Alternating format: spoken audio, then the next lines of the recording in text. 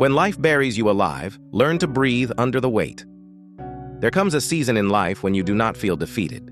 You feel buried, not by one failure, not by one betrayal, but by years of being strong for everyone, available to everyone, patient with everyone, while quietly collapsing inside.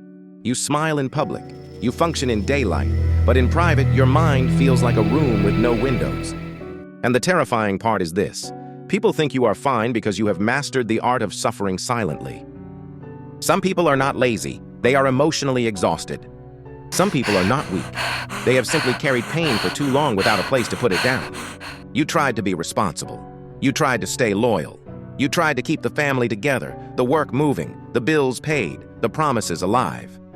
And somewhere in that process, you disappeared from your own life. That is how many people break, not in one dramatic moment, but in small, invisible funerals of the self. A dream abandoned here, a cry swallowed there, a truth denied for the sake of peace. But listen carefully. Being buried is not always the end. Sometimes life buries a seed before it becomes a forest. This pain is not proof that your life is over. It may be proof that the old version of you can no longer survive. And that is painful. Because growth is not always glowing. Sometimes growth is grief with a direction. Friedrich Nietzsche: he who has a why to live can bear almost any how. Carl Jung: no tree can grow to heaven unless its roots reach down to hell. The tree with the deepest roots fears no storm. When there is no enemy within, the enemies outside cannot break you. So if you feel buried, do not call yourself finished. Do not mistake this darkness for your identity. This is a passage, not a prison.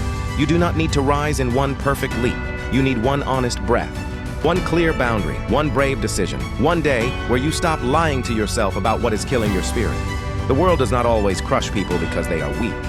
Sometimes it crushes the ones who stayed good for too long in a ruthless place. But even now, there is something inside you that has not agreed to die. That part of you is your rebellion. That part of you is your future. That part of you is the beginning of your return. Stand up slowly if you must. Bleed quietly if you must. But rise with truth this time. Not for applause, not for revenge, for your own soul. Like, share, and subscribe to The Winning Mind if this message speaks to your heart.